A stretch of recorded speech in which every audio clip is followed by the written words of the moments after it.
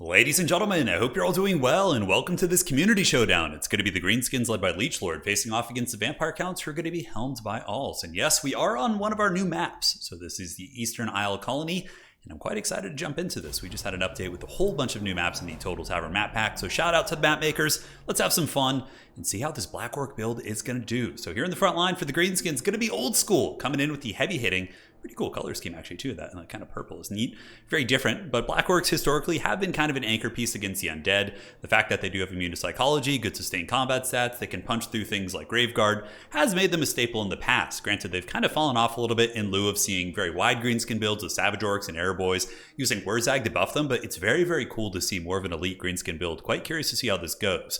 Crimson Kill is pretty much the same thing, but better. They can certainly chew through Vampiric Infantry, and honestly, against even some of the bigger armored targets, like if we're looking at like Black Knights or any sort of cav, they can also do well there. In the back, we got Savage Orc Biggins, very, very elite greenskin melee army, so it is going to be 46 weapon strength on these guys. Anti-large bonus doesn't hurt, helps you against Crypt Horrors, so kind of mixing them into the bunch, not bad. Although this is an army that's going to be very, very, very vulnerable against the old Winds of Death. So a little bit nervous, sweating bullets. I already see Manfred sitting over there full chub with his Winds of Death. We'll have to see how it goes.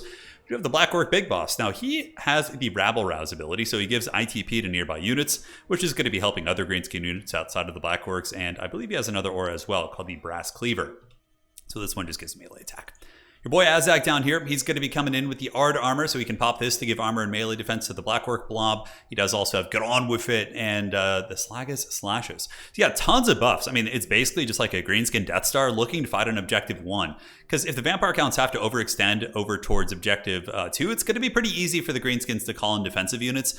A map like this, really the epicenter of combat is going to be usually these contested objectives here. But yeah, really, really cool map. I'm certainly digging it. Look at that. You got like the big dragon ruins, not ruins, but bones here in the water. That's rad.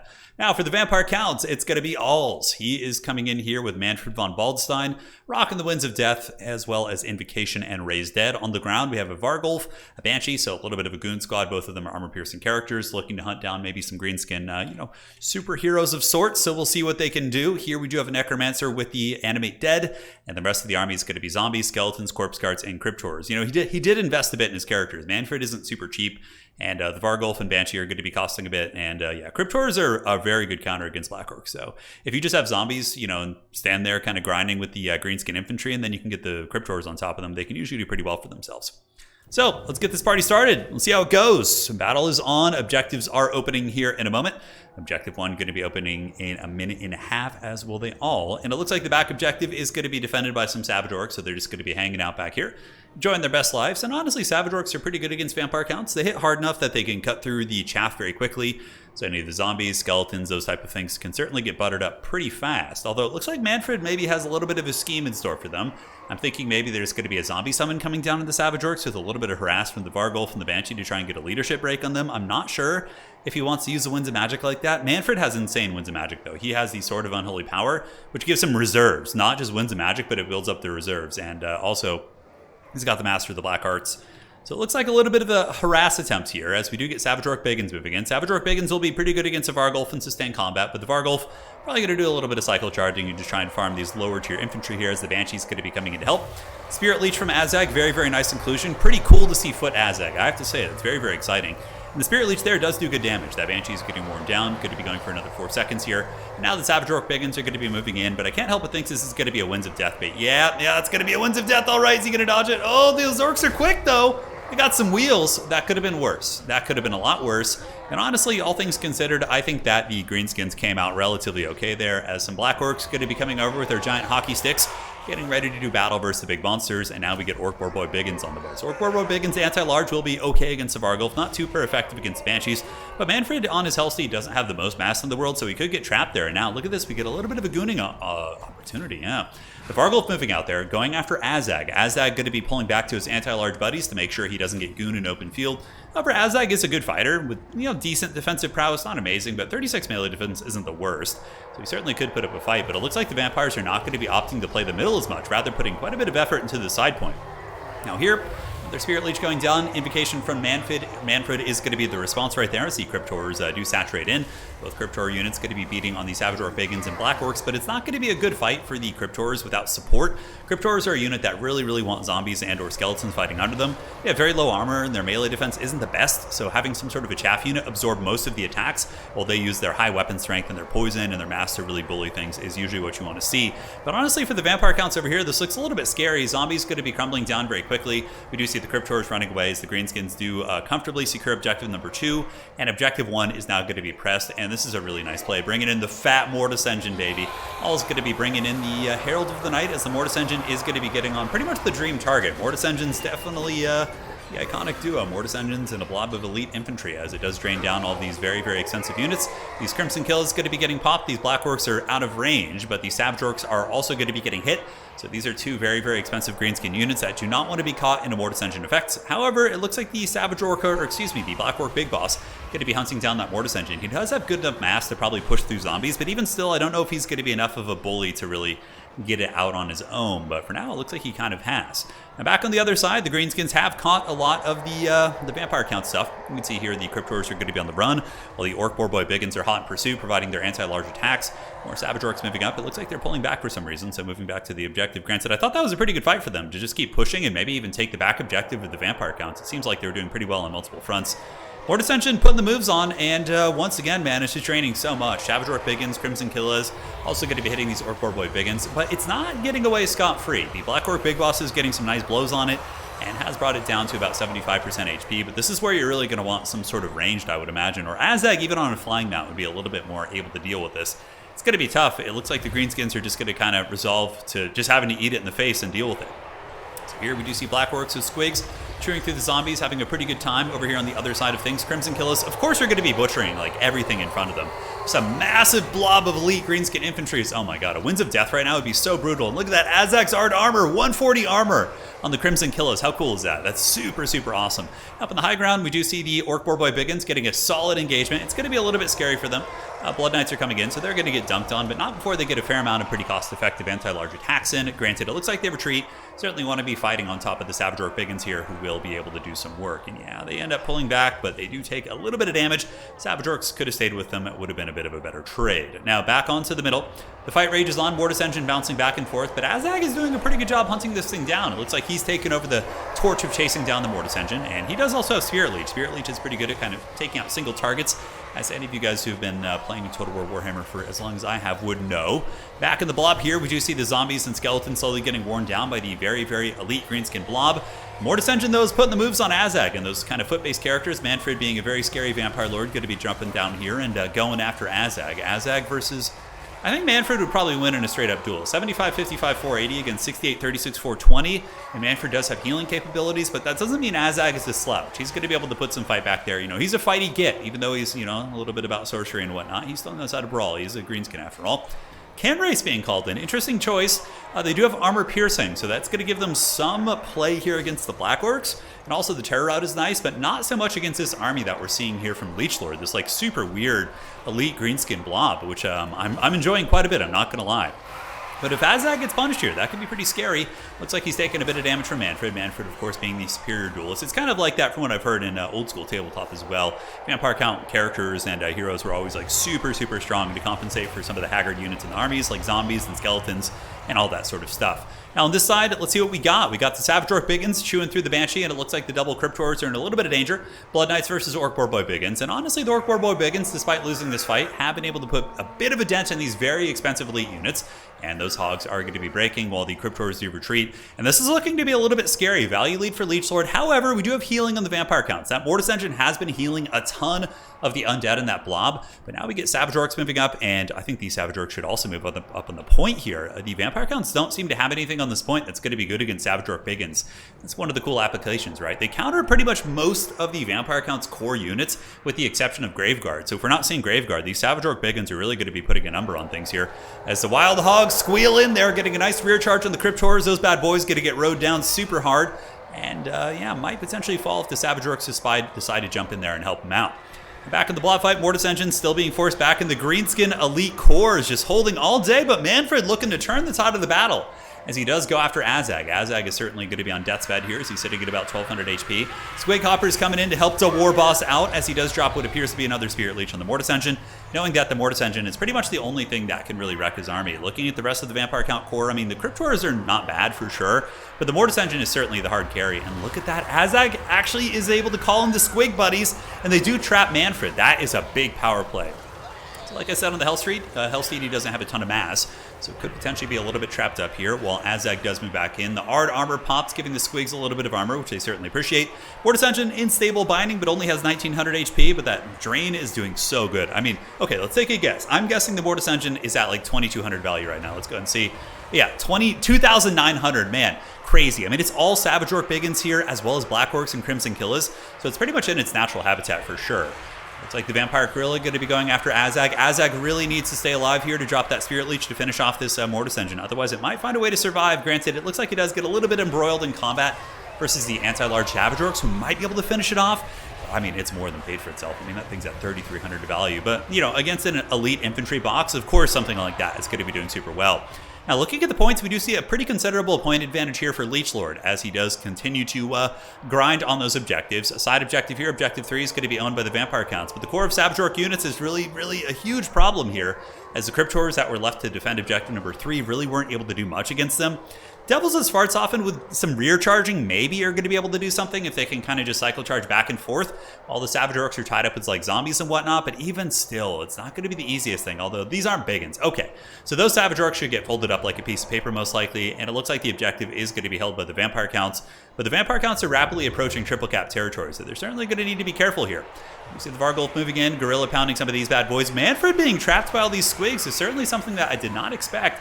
He's taking a bit of work. It looks like the Mortis Engine did get finished off, so the Mortis Engine was drained down by the Spirit Leeches, but it would also appear that Azag has either died and or retreated off the battlefield or been unsummoned. So let's go ahead and take a look here at the Savage Orcs. We're going to be able to check.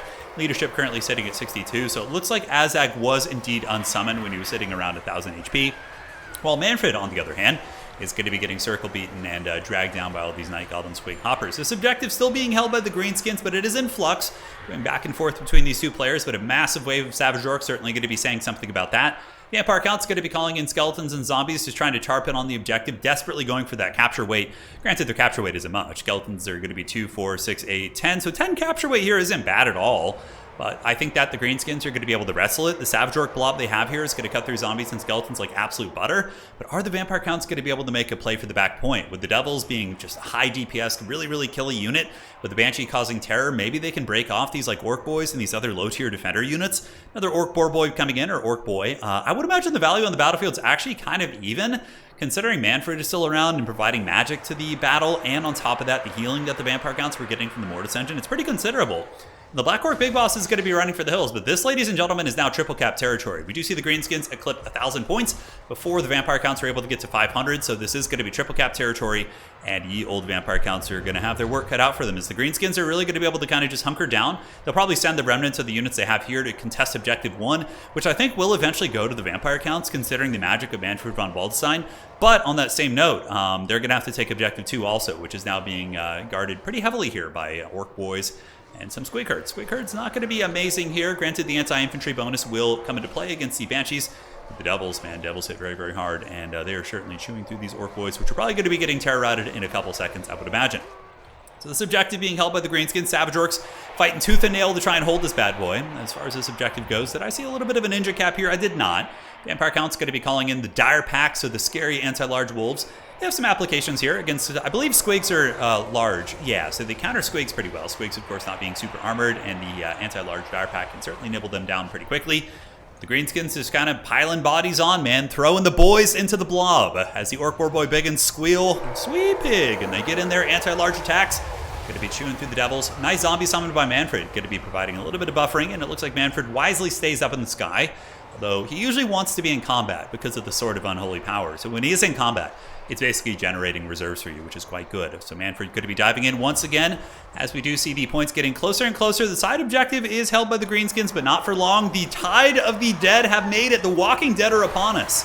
I actually recently watched the Army of Darkness. The way that the skeletons move in this, it really reminds me of the Army of Darkness and also the, what was that original like kind of claymation movie from back in the day? I think it was like Jason and the Argonauts or something. Yeah, the skeletons really give me those vibes. But the Army of the Dead is taking down the Savage Orcs here, and it looks like these Savage Orcs are going to be fighting tooth and nail, but not going to be enough as the vampire counts with the corpse cart, terror, and just sheer numbers are able to get that objective. But now the question is, are they going to be able to get objective number 2? We see Squigs versus Direpack. Direpack should be pretty favored here. We see the Squig herds getting worn down, but not before the old Squigs do well against them also, because the Direpack is infantry sized. So the Squigs bonus versus infantry does make a bit of a difference there, but I think the Direpack might be able to edge it out. Wow, I guess not. Look at that. The Squig herd's not doing bad at all, man. I guess leadership will make them lose the fight in the end, but I'm really not upset with that performance. I mean, Squig herds cost, like, what, 350, 400, something in that range? Like, between 300 and 400. I can't quite remember off the top of my head. But even still, the Direpack's able to chase them back, and we do see objective 2 being contested now. Vampire count's starting to wrestle it. Squigs on their way in. More Orc boys. Savage Orc Biggins coming in. That's going to be really, really nice for them, allowing them to kind of hold it down. On the backside, we do see some Orc Boar Boy Biggins maybe looking to make a play for objective 3. And obviously, they're not going to be able to get it. Vampire counts could counter them. But if they can like at least have a distraction going on here where the Vampire counts have to address that, it could mean less units pressuring on over to objective number 2, right? So Savage Orcs getting in there. A lot of attacks pushing, and the Vampire Counts don't have the capture weight yet, but there's going to be an unholy legion of the dead coming. So in a minute, I would imagine all these zombies and skeletons, but they need to start hustling right now. I mean, they need to get over there. They have like 28 speed, 23 speed on some of these various units. This Legion of the Dead needs to just move on over to objective number 1 right now. Get all that capture weight there, and get her done, as Larry the Cable Guy would say. Anti-large attacks. Not going to be super helpful against zombies, but that's one of the cool things about Savage Orc Biggins is they are kind of a generalist unit. They hit super hard against both, you know, they're not dependent on their anti-large bonus. They can butcher through infantry and are also good against big targets, which has made them kind of a staple against vampire counts for a long time. Orc boys getting in there, chewing through Cryptors. Cryptors do get the invocation to kind of keep them in the fight, but I think the Greenskins are going to be having a pretty favored situation there, as we do get another Savage Orc making its way out, a couple rallying Greenskin forces, and man, vampires are really, really running out of time, ladies and gentlemen. Manfred doing it, a nice roadblock here. This is a great play by Leechlord, using the Savage Orcs to screen out the advancing horde. Any sort of units you could use this, you know, anything quick, maybe getting here to block all these zombies and skeletons could be quite nice. But Manfred's also in a little bit of danger. Looks like he might actually get nibbled down, as we do see the value lead for Leechlord get a little bit bigger. The value on the battlefield, I do think, is actually, like I said earlier, very, very close. Undead moving in. Vampire count's got the double cap. More Savage Orcs on the way in.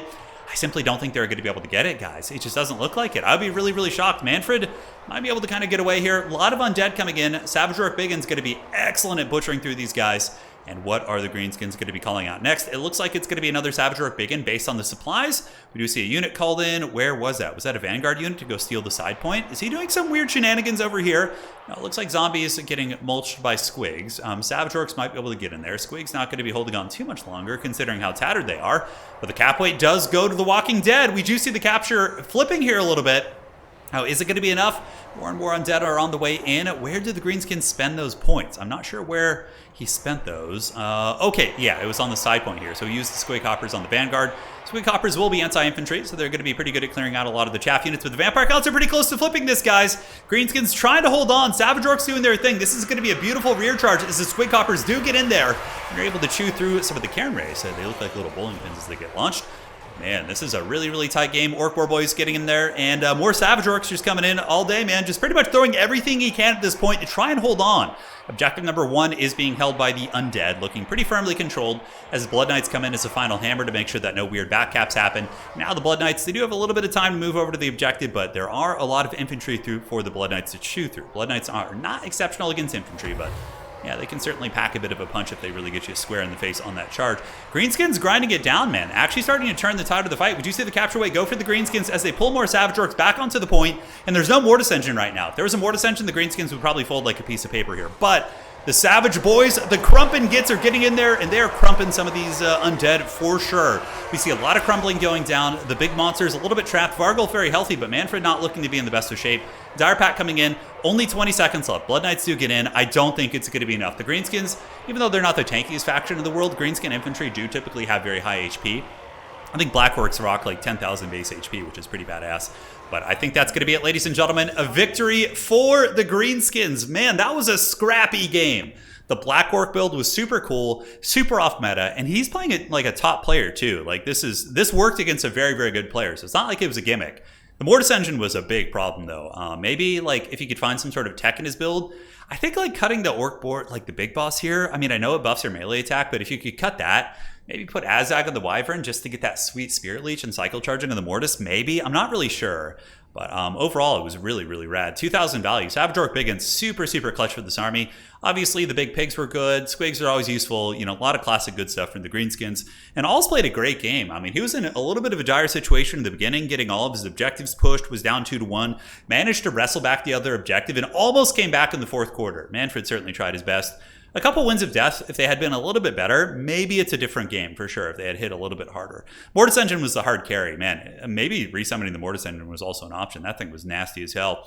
GG, well played. Hopefully you guys enjoyed this one. Great match between these two mighty champions, and we will see you all on the other side.